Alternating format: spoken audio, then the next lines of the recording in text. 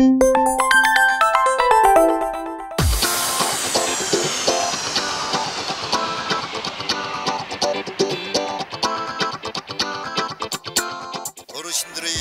젊음을 돌려드립니다.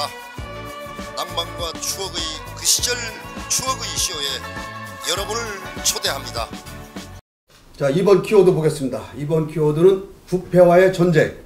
자, 검찰이 엊그제 한국석유공사와 경남기업을 압수수색하면서, 자, 우리 지역의 기업이죠. 경남기업이 우리 해외 자원개발 융자금을 받아서 빼돌린 정황을 포착했다라고 하면서 지금 얘기가 지금 되고 있고요. 우리 이완구 총리께서는 부패와의 전쟁을 선포하기도 했습니다. 자, 이 부분 우리 패널들과 한번 짚어보도록 하겠습니다. 전 너무 답답한데요. 부패 방지 정책을 이런 식으로 펴서 성공한 사례가 없어요. 예를 들어서 제가 이제 국민권익위원회 청년 강사 활동 오랫동안 하고 있는데, 청렴 선진국들의 하나 같은 공통적인 특징이 뭐냐면, 부패 문제는 그때그때 나오면 바로바로 사법부 또는 부패 전담 기구에서 수사하고요, 발표를 바로바로 해요. 우리처럼 이렇게 대통령이 한마디 하니까 넙죽 나가고 총리가 무슨 담화해가지고 부패 방지하듯이 이렇게 하는, 이거는 이번 같은 경우는 저는 철저하게 정치 기획이라고 보거든요. 이를테면 그 기업 그 경제 활성화를 위해서 이런저런 압박을 했는데 말을 안 들어. 그러니까 나온 얘기가 대통령이 강력하게 대응하라라고 나온 이번 그 대응이라고 보고요. 두 번째는 마치 현 정권은 개혁 세력이고 전 정권이 부패한 세력인 것처럼 소위 얘기해서 레임덕을 방지하기 위한 차원에서 나온 그 대책이다, 이런 생각이 들고, 세 번째는 이게 대통령 한마디에 그냥 그 다음날 바로 압수수색 들어갔어. 말이 돼요, 이게? 이런 식으로 한다고 해서 이게 부패 문제 해결되겠어요? 이를테면 4대강 사업이 22조 넘게 들어갔는데 이거 이미 문제된 지 3, 4년 됐습니다. 그리고 방위사업청 비리 관련해서 1년 반 이상이 됐어요, 이미. 자원외교 관련해서도 이미 1년 헐 넘었어요. 그 1년 동안 뭐 했냐 이거예요. 검찰 뭐 하다가 이제 와서 대통령 한마디 하니까 이거야 무슨 정치적인 부패 방지 대책이라고 보는데, 이거는 있을 수 없는 얘기라고. 이런 식으로 그거는 매 정권마다 있었던 것 같은데요. 매 정권마다 있었다고 해서 또다시 그런 걸 되풀이해야 돼요? 이성이 상무가 혼나는. 저는 말이 안 되는 대책이라고. 하려면 제대로 해야 된다라고 저는. 아, 내가 안 시켰는데. 우리 상무님한테 얘기한 거 아니에요. 현 정부의 지금 이 자, 근데 문제와 관련해서 어쨌든 간에 이 MB 정부 시절에 추진했던 각종 해외 자원개발 사업 관련 이 비리 의혹에 대한 이제 검찰 수사가 본격화가 지금 됐다는 거 아닙니까, 지금? 근데 어쨌든 간에 자원 외교는 당시 정권의 이제 핵심 사업이었습니다. 그런 점에서 검찰 수사의 종착지가 과연 어디냐? 이 예단하기도 힘든 이 메가톤급 태풍이 될 가능성이 크다라는 게 지금 현재 얘기입니다. 네, 지금. 네. 특히 우리 경남기업이 요즘 뭐 사람들한테 회자되는 성공불융자, 저는 저 처음 알았는데 요거를 이용해서 한 350억 받았다는 거 아닙니까? 그래서 해외 자원개발 목적으로 석유공사로부터 융자를 받아서 이거를 빼돌려서 뭐랄까 다른데 사업비로 쓴 정황도 지금 포착된 것으로 지금 막 알려지고 있기 때문에, 지금 저는 성공불이라는 게 성공불 융자라는 게 자원 외교에 투입을 해서 투자를 해서 이익이 대박이 나면은 20% 붙여서 주고, 만약에 실패하면은 안 갚아도 되는 돈. 아, 이거 돈 번 돈 아닙니까 이거? 야, MRG보다 더한 거네. 자, 그래서 어쨌든 간에 지금 우리 경남기업 성환종 회장 국회의원 작년에 떨어지고 그분도 당선 무효가 됐죠. 그러고 나서 출국 금지까지 좀 당했는데, 아마 뭐 지금 뭐 돈이라는 게 그렇지 않습니까? 위에서 아래로 내려가는 건데 우리 저 금웅섭 올라갈 것 같아요. 금웅섭 위원장님 아까 얘기했듯이 이렇게 기획수사나 이런 걸로 해서 부패가 근절된다고 보지 않고 상시로 잘 해야 된다는 거 맞습니다. 그렇다고 그나마 지금 그런 이런 부패의 전쟁을 해서 자원외교니 4대강인 이런 것들이 과연 어디까지 갈지 모르겠지만, 그 저 돈으로 따져 보니까 한 50조가 넘어가요. 이 저 지금 사자방이라고 하는 그런 걸 가지고 이거 뭐 지금 50조라고 얘기하면 우리 저 뭐 무상급식 5천억이 없어가지고 못 해준다는 거 아니에요. 그리고 지금 또 홍준표 지사는 또 그거 또 안 하겠다고 하는 거고. 그 뭐 50조면 그거 몇 배입니까? 몇 배? 100배입니다. 100배. 전국을 다 해서 이게 아까 금홍서 부위원장 막 흥분 충만했는데 이런 수사가 생각보다 오래가질 않아요.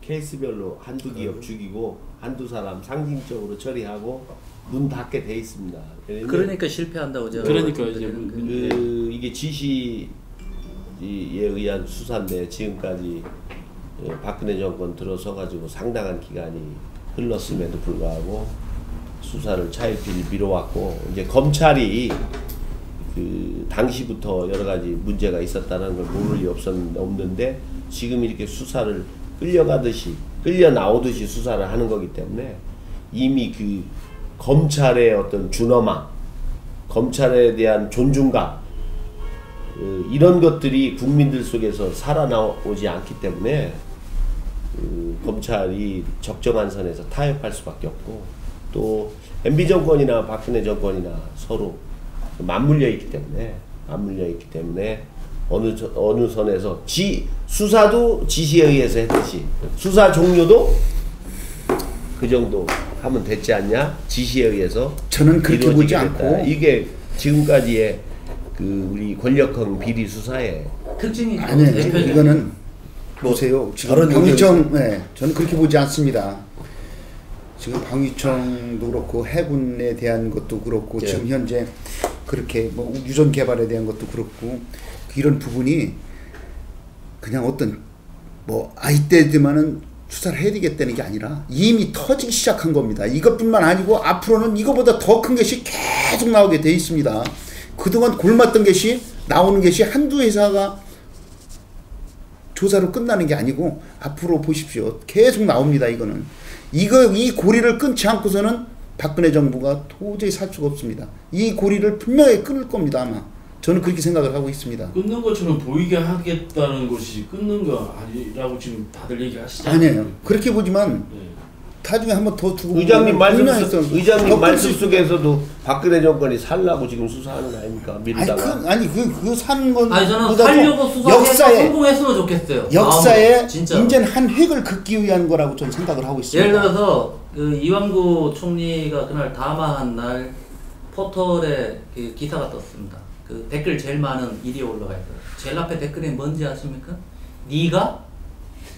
아니 그 장차관들 그렇게 정가 기본 한두 개씩 다 갖고 있는 집단에 대한 스스로에 대한 반성이나 스스로에 대해서 부패 문제를 해결 못하면서 네가 이게 올라가 있었어요. 이게 현실이라고 저는 봅니다. 저는 우리 이우규 전 의장님 얘기하신 것처럼 정말 이게 정치적 의도가 있든 없든요 이번에 하잖아요. 이게 제대로 해서 잘했으면 좋겠어요. 하게 돼 있어요. 아니 이거야말로 이제 위원장입니다. 저는 그런 생각이 들어요. 아까 우리 선 의원님 얘기했듯이 장차관들 전과가 있든 뭐 그 국무총리 저기 하든 반성 제대로 했으면 좋겠어요. 반성 제대로 하고 이 구조 속에서 하여튼 저는 그 우리 사회를 부패 구조를 아직 그 탈피를 못했다고 보기 때문에 어느 누군가 가더라도 그 사람들이 그 자리에 갈 수 있는 사람들이 그렇게밖에 못 갈 거라고 생각이 듭니다. 그러면 반성 우리 저 이런 데에서는 네. 우리 선 의원님 아까 얘기했듯이 그런 얘기가 반성 잘할 수 있게 하고 써먹을 수밖에 없고 이완구 총리 이런저런 문제 돼가지고 갔다고 그분한테 너 그러니 네가 해가지고 되겠습니까? 네가 그렇다 할지라도 반성하고 제대로 잡아라가 이제 그러고 나서 본인은 또 나중에 다시 한번 또 사과를 하든 내가 이럼에도 불구하고 이 나라를 위해서 어쩔 수 없이 이 총대를 맸으니 저를 좀 따라주시기 바랍니다 하고 읍소하고 잘못했습니다 계속 반성하고 그러면서 해나갔으면 좋겠어요.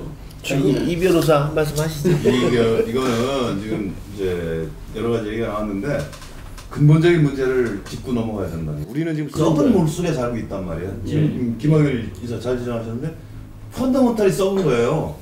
이 사회 자체가. 그래서 거기에서 기업을 하든 정치를 하든 뭐 법조를 하든 썩지 않게 않을 수가 없는 거예요. 깨끗한 고기를 썩은 물에 집어넣으면 그 고기 결국 냄새나고 썩은 고기가 된단 말이에요. 그래서 근본적인 거를 바꿔야 되는데 그 근본적인 거를 바꾸기에는 시간이 굉장히 많이 필요하고 이게 하루아침에 되는 게 아니에요. 우리 그동안 좀 노력을 해봤지만 김영란법이 그거 그래서 뭐 이것도 해보고 저것도 해보고 이런 시도를 계속 하는 거예요. 펀더먼털을 바꾸기 위해서. 그러면 대통령 입장에서 야 뭐 이거 근본을 다 뒤집어 엎어버리라 이렇게 할 수는 없는 거예요. 5년 동안에 짧은 시간 동안에 사회를 바꿀 수가 없어요. 대통령이 할 수 있는 건 한도가 있다고. 근데 만약 여기서 무슨 액션을 아무것도 안 취하고 그냥 내비두자 뭐 골치 아프게 뭐 그냥 내 임기 중에 뭘 전 정권하고 싸우는 모습 이런 거 보일 필요도 없고 기업들 열심히 그냥 돈 벌어오게 뭐 문제가 있더라도 그냥 넘어가자 이렇게 할 수는 또 없는 거란 말이에요. 그래서 내 생각은 고육지책으로 지금 박근혜 정권이 한번 손을 대야 되겠다 이런 선언을 한 것 같아요. 지금 타이밍상 지금밖에 또 안 된다는 얘기예요. 바로 대통령 당선되고 나서 할 수도 없어요. 그리고 또 1, 2년 지나면 이제 힘 빠져서 그것도 못해. 결국 타이밍은 지금인데 지금 하는데 뭐 잠깐 하다가 무슨 쇼 비슷하게 해서 바로 접는다. 이렇게 하면 진짜 욕 바가지로 먹는 거예요, 진짜. 근데 그렇게는 안 할 것 같고 아까 이익 의장 말씀대로 그 MB 정권 5년 동안 상당한 문제가 있었던 건 맞습니다. 그런데 야당도 다 인정하는 거 아닙니까? 뭐 자원외교라든가 뭐 4대강이라든가 등등 뭐 그 과정에서 무리가 있었다. 손을 한번 봐야 된다는 얘기예요. 여당은 인정 안 해요. 그러니까 저는 이렇게 봅니다. 왜 인정하나 여기서도 저는 박근혜 정권이 본인들의 문제인데 어떻게 인정해요? 아니 박근혜 정권이 선제적 조치를 취했다. 저는 이렇게 봅니다. 왜 그러냐면은 지금 현재 자원외교 같은 경우는 국정조사가 지금 열리고 있습니다. 지금 국회에서. 그러니까 어차피 지금 야당에서 이걸 원하고 있는 거기 때문에 언제간에 국정조사를 하다 보면은 이제 시끄러집니다. 이게. 그러면은 청와대도 아무래도 짐이 되고 그러니까 먼저 선제적으로 이걸 치고 나감으로써 어차피 지금 국민의 관심은 국정조사에 있는 게 아니라 이 수사에 있습니다. 지금. 비리수사에 돼. 네, 비리수사니까 국민들이 좋아해요. 시원한 이 청량감을 갖는단 말이에요. 그럼 지금 여기 서울중앙지검 특수부의 지금 수사 상황을 보면은 경남기업 지금 아까 얘기한 자원개발사업 비리에 지금 걸려있죠. 성국 그다음에 신세계가 수십억대 비자금 조성 의혹으로 지금 수사 걸려있죠. 그다음에 포스코건설 있죠. 베트남 사업 100억대 비자금 조성 의혹으로 있죠. 성진지오텍 그 유명한 성진지오텍이 기업 인수 당시에 정권 실세 특혜 의혹이 지금 있고요. 포스코 PNS가 역외 탈세 의혹까지 지금 아주 줄줄이 지금 있습니다. 이게 지금 현재 수사를 하고 있는 겁니다. 지금. 그리고 이완구 총리가 얘기했다고 해서 그때부터 시작된 게 아니라 그 이전부터 시작이 돼 있었습니다. 이게. 그렇기 때문에 그러니까 이완구 총리가 하겠다는 얘기가 아니고 그렇죠. 박근혜 대통령이 하겠다는 얘기인데 그걸 총리가 예, 대신한 거죠. 대신 대동을 한 거죠. 자, 그래서 지금 MB 정권을 넘어서 지금 또 노무현 정부 때까 자원 개발까지 지금 겨냥을 하고 있다는 겁니다. 지금 오늘 보면은. 그래서 이 자원 외교가 꼭 이명박 정부 때만 일어난 게 아니지 않습니까? 쭉 역대 정권이 해왔는데 지금 우리가 그 유명한 그 캐나다의 하베스타 이거는 지금 다 연관이 돼 있더라고요. 전전전고까지. 그래서 이런 걸 볼 때 우리가 꼭 이 정권을 유지하기 위해서 뭐 빠져나가려는 게 아니라 선제적인 조치다. 저는 이렇게 봅니다. 좋아요. 하여튼 저 이번에 이제 손을 댔으니까 철저히 해서 자원외교 이렇게 보니까 사실은 네, 그 힘을 비리가 자꾸 생성될 수 말리지 있는 말고 끝내자. 생성될 수 있는 그 공간들이 있더라고요. 아까 지금 그 눈먼 돈이라고 성공굴이라는 얘기 있잖아요. 그러니까 누군가가 로비스트가 가서 누구를 만날 때 그 사람들하고 그 좀 시작할 때는 그런 것들이 상당히 개입이 돼 있는 것 같아요. 그래서 지금 건설회사들이나 세외 수주를 할 때도 그쪽에 뭐 10억자들 하면 그 비자금을 조성해서 그 사람들한테 주고 그것도 해서 이번에 가서 뭐 850억 그린 거 뭐 이런 것들도 사실은 거기에 뒷돈들이 많이 있을 거랍니다. 이게. 저는 그렇죠. 이게 기업들이 갔으니까 이게 대통령이 가서 한 게 아니라 기업 116명인가 기업단을 이끌고 간 게 아니에요. 근데 각자가 하는 것들은 사업적인 어떤 수단이든 뭐든 간에 그런데 그걸 국내에서 또 할 수 있는 돈들이 없고 그러니까 뭐 하드급에 불법 하드급을 한다든가 어떤 그 방법 중에 하나로 이렇게 할 수 있는 것들도 있고 그런데 이제 도를 지나쳐서 이런 것들 결과는 또 뭐 득을 될 수 있는지도 모르겠지만 그런 노비에 필요한 것들이라든가 뭐 이런 것들은 사실은 억울한 점들이 그분들은 많을 거예요. 그 저 제주는 어떤 놈들이 넘고 그 득은 누가 가져간다고 하듯이 그런 것들도 그 기업인들도 그런 그 정상이 참작될 수 있는 그런 자원외교의 그 활동 영역을 또 위축시키면 그것도 안 될 것 같아요. 그래서 아까 위원장님 얘기했듯이 그 부패가 늘 아까 계속 그러시는 뭐 대통령이 지시하고 뭐 총리가 지시 그게 아니고 우리 그냥 항상 잘못된 것들이 평상시에 그런 척결돼야 되겠죠. 어떤 대통령이 누가 되든 간에. 네, 그렇습니다. 자, 아무튼 이 부패와의 전쟁 우리 국민들한테 좀 시원하게 이번만큼은 좀 진짜 부패의 싹을 싹 도려냈으면 좋겠습니다. 네, 이번 키워드는 정계특위. 자, 그동안 우리 지역의 선거구 증설 문제로 많이 우리가 패대기쇼에서도 다뤘는데 국회의원 선거구 조정 및 정치개혁 의제 전반에 관한 사안을 심사하고 처리할 국회 정치개혁 특별위원회가 지금 이제 가동에 들어갔습니다. 활동 시한은 이제 8월 31일까지인데요. 선거 6개월 전까지 선거구를 이제 획정하도록 규정을 한 국회법에 따라서 오는 10월 13일까지 선거구 획정안이 이제 국회에 제출돼야 합니다. 자, 이 부분 과연 우리 지역과 어떤 상관관계가 있는지 우리가 한번 또 짚어보도록 하겠습니다. 제가 먼저 말씀드려볼게요. 이게 원래 선거구 획정은 정계특위에서 하는 게 아니고 별도의 선거구 획정위원회에서 하는데 이제 선거구 획정위원회가 아직 구성이 안 됐죠. 네. 그러면 8월 30일까지가 그 활동 그 만료 기간인데 이번은 단순히 선거구 획정뿐만 아니라 뭐 헌법재판소의 판결도 있고 또 선관위에서 내놓은 뭐 권역별 비례대표라든가 석패율제라든가 비례대표 숫자를 늘리는 문제 이렇게 여러 가지 현안들이 있어서 8월 30일까지는 도저히 우리 국민들이 관심을 갖고 있는 현안을 다뤄낼 수가 없어요. 없고 이제 정계특위 이렇게 보면 이 참 국회가 좀 문제가 있다라는 게 느껴지는 게 이제 이 새정치연합 쪽에서는 주로 수도권 중심으로 인원을 많이 배치했고 또 새누리당은 영남권 위주로 인원을 많이 배치했는데 전체적으로 어떻게 정치개혁을 할 건가에 염두를 둔 게 아니라 선거구 획정에 있어서 자기 당에 어떻게 유리하게 판을 짜갈 건가에 그러니까 뭐지 연불에는 관심이 없고 제밥에만 관심이 있는 그런 기획안이 아닌가 생각해서 뭐 정치개혁에 대한 근본적인 기대는 이 시작부터 망가지고 있다 이렇게 생각이 들어요.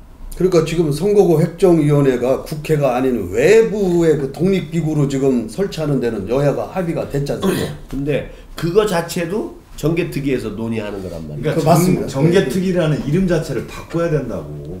이름 들으면은 정계특위에서 뭐 정치개혁을 할 것 같다는 그런 개혁적인 뭐 단체로 보인단 말이에요. 근데 결국 지금 소련 얘기대로 자기네들 뭐 선거구 획정할 때 어떻게 유리하게 이 제도를 바꿔서 선거구 획정위원회 구성도 그렇게 조절하고 뭐 이런 거 하려고 한다는 그래서 여야 대표들이 여야 지도부가 정계특위를 구성한 안을 보면 그 이번 총선을 앞두고 선거구 획정위원회의 선거구 획정이 안이 정말로 우리 정치 발전의 그 토대가 될 수 있는 그런 전향적인 안으로 나오기가 이미 물 건너갔다라는. 거기에서 지역 차별이 너무 심한 것 같아요.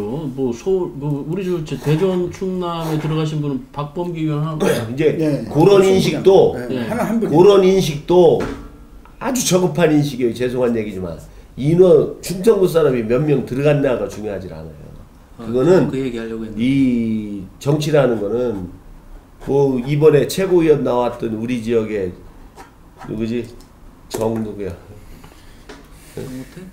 아니 최고위원 금산 출신 최고위원이 이인준 아니 그 국회의원 하나가 길목을 잘 지키면 정말 어마어마한 일을 해낼 수 있는데 이 안을 보면 이미 여야가 어떤 때 어디다 포커스를 주고 이걸 구성했나 이걸 알 수가 있고 그 와중에 이제 정치적 수완을 발휘해서 충청 지역의 이익은 가져올 수 있는 구조는 짜여져 있어요. 그거는 그 와중에서 사람 수가 뭐 그리고 충청도에서 역대 정개특위에 이렇게 2명 이상 들어간 적이 없어요. 그렇게 못 지금까지. 들어가고 그랬으니까 결론은 이게 뭐야 그 의석수나 이런 게 호남에 아니라니까 정개특위위원회 정개특위에 충청도 의원이 덜 들어가서 지금까지 우리 정치의 문제가 해결이 안 된 게 아니라는 거지. 영원한 수도권에 기득권에 이미 짜여져 있는 그러니까 우리도 앞으로 정치 개혁이 어떻게 권역별 비례대표는 쟤는 우리 정치 발전을 해서 어떤 이점이 있고 석패율제는 뭐가 있고 하는데 우리 지역 주민들도 관심이 없잖아. 선거구를 한두 개 더 가까우느냐 관심이 있어서 그래서 그런 거는 우리들만의 생각이 아니라는 거지. 또 우리들만 그렇게 생각하고 있으면 다른 또 지역도 그나마 다 다행인데 다른 데도 다 근데 그런 생각을 갖고 이게 짜여져 이게 나가는 거지. 우리가 항상 의문을 갖는 게 정치개혁을 하려면 왜 꼭 선거를 앞두고 그런 걸 논하기 시작하냐고. 평소에 논해야지. 선거에 임박해가지고 정치개혁 되나 안 되지 이미. 응? 그러니까 뭐 19대 의원 선거가 끝나면 바로 정치개혁 특위 구성해서 들어가는 거야 그때부터. 그래서 다음 20대는 어떻게 할 건지를 그때 준비했으면 지금쯤 갈무리가 났을 거잖아요. 지금 이제 선거 1년 앞두고서 느닷없이 정개특위 해가지고 이건 뭐 쪼개자고 뭐 어쩌고저쩌고 하자면 200명으로 뭐 지역구 전체 비례대표 없애고 지역구역만 하고 나머지 뭐 어떻게 한다. 이게 되겠습니까 현실적으로? 그래서 나는 국회에서 정개특위 구성하고 하는 거는 애시당초는 불신입니다. 믿을 수가 없고 지금 선 의원도 같은 취지인 것 같은데 쟤들 또 쇼하는구나. 그러면 이런 뭔가 대안이 있어야 될 거야. 그래서 이것도 최근의 대안은 아니에요. 예. 지금 기구가 어떻게 되냐면 국회의장실 산하에 제도개선위원회가 만들어졌고요. 자문위원회가. 그리고 국회의원들 중심으로 정개특위가 만들어져요. 그리고 또 하나의 정개특위 만들어지고 나서 지금 이미 구성 거의 다 끝나가 있는데 선거구획정위원회가 민간 전문가들로 구성이 됩니다. 저는 대안으로 선거구획정위원회가 그나마 어느 정도 보완을 해줄 수 있을 거라고 보는데 이 선거구획정위원회가 별도 독립만 돼서 이게 해결이 되는 게 아니고요. 법적으로 권한을 위임받아야 돼요. 이를테면 선거구획정위원회가 그동안 논의 잘 해서 자문기구죠. 정개특위위원회에 딱 넘겨보면 국회의원들 지네들이 다 해먹었거든요. 그래서 안 되면 안 되고. 그러니까 그걸 지금 여당 대표도 야당 대표도 그 약속은 하긴 했어요. 독립적으로 활동할 수 있도록 하겠다. 그렇지만 법적으로 그 권한을 주겠다는 얘기를 한마디도 안 했어요. 근본적인 우리가 그 부분을 관심을 갖고 요걸 좀 활용할 필요가 있지 않나. 그러니까 근본적으로 이게 참 문제가 됩니다. 아까 이현 변호사님 얘기했듯이 모든 것들이 다 이제 기본적으로 다 이제 문제가 돼 있었던 건데 이분들이 저번에도 그 공천 배제하던 그 정당 공천제를 폐지하겠다. 네. 모든 걸 다 해놨어요. 기초위원들. 네. 그런데 마지막에 가가지고 선거 몇 달 전에 가가지고 그냥 이것도 또 그냥 넘어가고 이런 거. 그리고 지금 금 위원장 얘기했듯이 그게 위임받아가지고 결정된 사항인데 시행하는 한 달 전에 폐지하는 그런 게 있었다는 거예요. 그러니까 이게 정치인들의 기본 의식이나 국민에 대한 약속이나 이런 것들에 대해서 기본적으로 다 불신이 되는 거잖아요, 이게. 그래서 그런 것들을 제대로 지키지 않으면 그거에 대한 어떤 심판이나 이런 것들을 진짜 아까 아주 멋진 얘기, 그런 이권자의 심판이 지나면 심판이 필요하다는 거예요. 그래서 제대로 되는 이런 정개특위원회 이제 충청도 사람들이 뭐 1명 들어가고 2명 충북에서 1명 들어갔다고 그랬는데 이게 경상도에는 지금 5명이 들어가 있습니다. 저게 뭐 여당 야당 이런 게 싸우는 게 아니라 자기 지역의 거를 목소리를 내야 되기 때문에 실제로 그렇게 많이 들어간 데가 유리하게 돼 있습니다. 이건 당연히 유리해요. 아니라고 얘기하면은 우리 대전 충남에 그 사람들이 국회에 한 200명 들어가 있으면은 대전 충남에 유리한 정책을 쓰겠죠. 그렇죠. 그런 과정에서도 행정위원회에서 구성이 되고 먼저 번에도 기초위원 당 공천을 없애는 거로 해서 새정치민주연합에서는 사실 공천을 없애는 거로 결정이 됐습니다. 근데 마지막에 가서 그건 안 되겠다. 기초의원들이 너무 반발이 심해가지고 결국 공천을 주는 거로 결정을 했지 않습니까? 누가요? 새정치민주연합에서 그것이 새누리당이 먼저 결정했죠. 아니 그거는 원래 돼 있던 거고. 뭘 원래 돼 있어요. 새누리당이 원래 폐지한다고 공약했다가 선거 임박하니까 입장 바꾼 거죠. 임의적으로. 그런데 그럼에도 불구하고 새정치연합은 우리는 공천 안 하겠다 하다가 마지막에 니네가 하니까 우리도 한다 이렇게 한 거잖아. 그렇지. 그 부분은 뭐냐면 안철수 대표가 들어가면서 군락이 없애는 거로 했는데 들어가고 나서 결정이 된 겁니다. 그러니까 거기서 먼저 약속한 사람들이 약속한 게 더 나쁜 건데 끝까지 지키려다가 마지막에 그렇게 된 거예요. 그거 이거 이렇게 해서 그렇게 저는 정당 했던 공천 때 것을, 폐지하는 거 반대하는 입장이지만 이전 의원님이 얘기하듯이 그런 식으로 아니에요. 그거는 민주당이 잘못했다 아니야, 이렇게 얘기하는 민주당이 잘못되는 게 아니라 그건 말이 안 되는 거죠. 지금 민주당이 잘못했다고 얘기는 아니죠. 금방 그렇게 얘기하는 아니요, 잘못했다고 결정적인 얘기했어요. 순간에 왜 바꾸냐 그 얘기를 하는 거예요. 결정적인 순간에 바꾸는 거죠. 바꾸려면 잘못했다는 게 미리 아니라. 바꾸라는 얘기야. 아니, 그러려면 끝까지 지금도 믿어봐. 마찬가지로 정개특위원회도 결국 마지막에 가서 또 바뀔 확률이 많다. 이걸 얘기하기 위해서 얘기하는 거지. 무슨 말인지 알아요. 네, 그런 네. 얘기지. 사례가 적절치 않았다는 네. 거죠.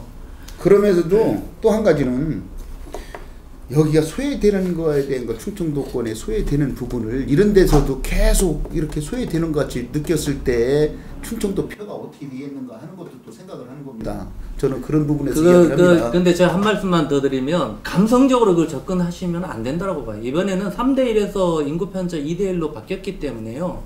이게 제도 개선하고 지금 맞물려 있잖아요. 그러면 2대1로 바꿨을 때 소위 인구 중심으로 하면요. 우리 대전은 인구 중심으로 하면 유리해요. 그러면 전체적으로 국회의원 의석수가 수도권 의석수가 확 늘어나고요. 그렇죠. 지방 의석수가 확 줄어들어요. 그러면 지방 농촌 지역 그 인구 대표성 이런 것들 우리가 대전 충남이 무시할 수 있냐? 좀 무시해서도 또 안 된다고 보거든요. 지방의 관점에서.